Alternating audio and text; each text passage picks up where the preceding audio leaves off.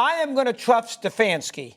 I think Stefanski is a good man. I think he's a pretty good coach. He hasn't had a lot to work with. I think he's a pretty good man.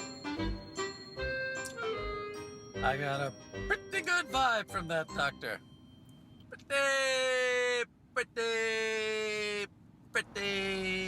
Pretty good. I've always had a soft spot for Stefanski. His father. Because I know his father, Ed Stefanski. I've known him for many, many years. Love the man dearly. Hope to see you soon, buddy. Welcome in, gang. Coach is super pumped to have you today. So, after an intro like that, Coach is about to drop the best shit on YouTube. No lie. So let's get straight to it. We're going to talk about Nepo babies in sports today. So specifically, the dynamic between Kevin Stefanski and Shedeur Sanders. Okay, so they're talking about Ed Stefanski. Okay, so that's Kevin's dad, the head coach of the Cleveland Browns. Well, who is Ed Stefanski? Ed Stefanski was a 10th round NBA pick of the 76ers in the 76 draft. Okay, and I've got to show you this just because you're going to think I'm exaggerating. Sincerely, let's find this dude right here, Ed Stefanski. Boom. So, 10th round pick, 168th overall. You could, if the season was a little bit shorter, you could easily field an entire league's roster with like 300 players. No joke. So he was the 168th best player in his class, assuming no one went overseas. And his big claim to fame, so he's just like vice president of player personnel, like senior advisor to the owner. Like he just sounds like a suit. He's not like a coach or anything like that, right?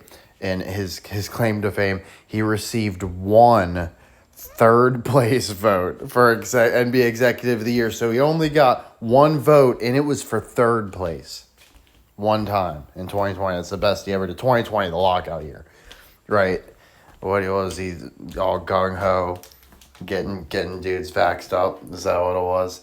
Right? So this dude's an absolute fucking nobody, right? We're going to criticize Shedeur Sanders for getting special treatment for being the son of one of the greatest NFL players of all time, right? Meanwhile, this guy's dad isn't even like around the sport, right? Never did shit, right? So who the hell is Kevin Stefanski? Oh, right, the guy who just lost to the team he coached previously, the Vikings, and they beat him with their backup quarterback, Carson Wentz, versus a guy Kevin drafted, right? So Kevin O'Connell beat Kevin Stefanski with a guy Kevin Stefanski drafted in the third round.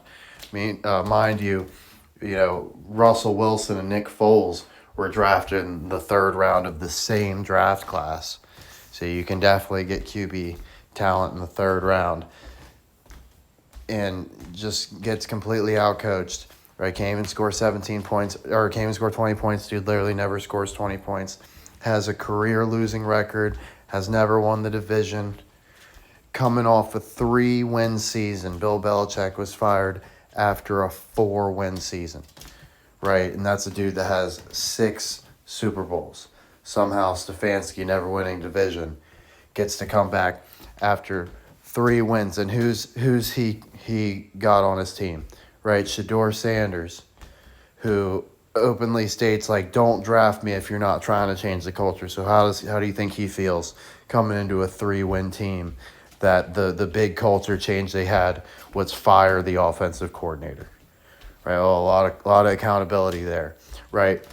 And Kevin's supposed to be a QB guru, right? He did absolutely nothing to shape the offense around Deshaun or anybody else. Like, absolutely nobody he puts in there works, right? I guess they had a little bit of Flacco magic like 2 years ago until, reality hit in the playoffs. They just got absolutely outclassed by the Texans, just blown off the field because Flacco just couldn't stop throwing the game away. Touchdowns the wrong way over and over again, right? And they're going to trot him out again now like he was the answer, right? So they've still got Shador buried at third string. Now, let's head back over to the slides. Coach has some stats for you, right? So check this out. Oops, hold on, let's make sure I'm at the right spot. Yeah, that was it. Okay. So, right here. 11 of 32 head coaches are related to a current or former NFL head coach. 11 of 32. So 1/3 of NFL head coaches are related to another NFL coach. And then 24 who are related to current or former, which is almost a quarter. So 1/3 of head coaches and a quarter of coordinators. So where's the real nepotism problem, right? Is it Peyton Manning getting special treatment, right? Or is it these fucking bozos, right? You just get paid to hold a clipboard. And it's like, you know, their job is based off how their players do, and you know, sometimes they might get credit for shit they inherited, or you know, just getting lucky with a player that flashes out of nowhere, something like that, right? So of course Bronny James getting criticized around the same time. Just once again, late pick, right? Like, why so hard on a 5th round pick? Why so hard on a 2nd round pick in Bronny's case, right? Those are picks that the 76ers organization would have been selling for cash, right? So, you know, the fact they at least took a player and filled a roster spot, and he's at least a body, that's at least an improvement over what the Sixers would have done. So you can't get too mad at it in coach's opinion. And then, like, of course, like, they talk about, like, the draft slide, they want to make it seem like it's just all, it's because he's not good enough, blah, blah, blah. Or is it because he actually has standards? He's like, no, I don't want to back up Lamar Jackson. No, I don't want, you know, this or that, right?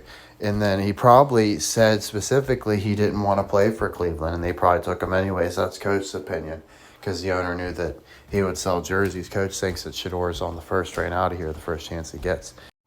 So let's look at the season so far, right? So they lose game 1, 17-16. Kicker misses an extra point. Then they settle for a field goal late in the game. You think Dan Campbell would have settled for a field goal, right? So Stefanski gets out coached there. You know, he's the one that had choice say in the kicker, I'm sure, right? So he picks a loser. Then Ravens just smoked the Browns because Flacco was throwing picks. That's what he's good for. 13 points the next week. Miraculously, the defense holds the Packers to 10. Browns scored 10 points the next week, right? And then lose 21-17. Like, they just aren't doing anything. So coach has his prediction for you of exactly when Stefanski's getting fired. Okay, and it is soon. All right? So Gabriel's already 0-1. I got him going 0-3 before he gets benched. All right? So Kevin's going to go to Pittsburgh and just get battered. Dylan's going to look bad. The Browns never win in Pittsburgh. Like, never. And the Steelers seemingly, like, not never win in Cleveland, but it's a lot harder, right? You know, both these teams play a lot better at home against each other, right? But particularly the Browns haven't won in Pittsburgh in forever, right? But then right after that, what do you got? It seems seemingly a horrible game for Stefanski. You're going against the 1-win Dolphins who have only beat the winless Jets. Coach says when it's such a gimme layup like that, it's a setup, right? So an example, in college football we saw a team go against like an interim coach, like unranked, that was like 0-3, and they ended up like scoring like 40 points and beating them. Right, so it's like you don't want to go against a team that's got like almost nothing going for them, right? As far as they're gonna get smoked by the Dolphins too. So the Dolphins are gonna beat them in Cleveland. The Browns will be 1-6 at that point. The fans are gonna be merciless. Like, you lost to Mike McDaniel. You know, it's like the Dolphins, the bum-ass Dolphins at home. So, I mean, basically Cleveland's going to, like, riot. At, like, 1-6 right there. They run Stefanski out. Bill Belichick's already been ran out of UNC. They hire him right there. His first game is his revenge game against Robert Kraft, Drake May, UNC quarterback. Belichick coming from UNC, right? So right away, I don't know who the start. I'm assuming it's Shador Sanders, right? But I can't say that Bill rolls that way immediately for sure. But that's definitely going down. Then what do you know? The Jets. He freaking hates the Jets. He obviously hates Tom Brady. They got Brady Cook as a quarterback. They've activated. Coach thinks he'll be starting by then. So Belichick's gonna go against Brady Cook, right? The winless Jets, who maybe have turned around a little bit by then. Who knows? Then we host the Ravens. And right there, host the Raiders, right? Going to the Raiders with, of course, Tom Brady as an executive, but also coach didn't know Chip Kelly got promoted to be their offensive coordinator, which is Belichick's buddy. Coach predicted he might team up with Belichick as the offensive coordinator, but decided he liked Doug Peterson better. But of course, we had Chip Kelly getting promoted to NFL offensive coordinator last year because we predicted Ohio State was going to win the championship before the playoffs, right? So we're like, yeah, that, and we thought that the Browns were gonna promote him, right? But he ended up getting promoted just to a different team. Of course, instead of with Belichick, he's with Brady. That works for Coach, as long as he's somewhere that makes sense for us, right? So get to go against Brady Cook with the Jets, and like I said, of course, Tom and oh my gosh, I keep losing it. Whatever, I just said it. You know what I said, right? And then on to the Niners. That one's not like quite as exciting, although the Niners are hosting the Super Bowl. Titans, it's the number 1 overall pick, quarterback Shador Sanders. Enough said. That's fireworks. Bears, Browns. It's 2 young quarterbacks going head to head. You got Loveland, right? The young tight end from Michigan against the underrated Bowling Green breakout tight end Harold Fannin Jr. Right, so epic tight end and young QB battle, right? All like rookies, basically, except Williams. It's like 3rd year or something. Then Bills, Browns. Coach says the Bills are cursed from Hard Knocks, right? Somehow their season's gonna turn horribly. I don't know if it's an Allen injury or what. Then Browns hosting the Steelers. A few days after Christmas, we're going to get our little Christmas miracle. Coach thinks for the Bills and the Steelers game, it's probably snowing like crazy.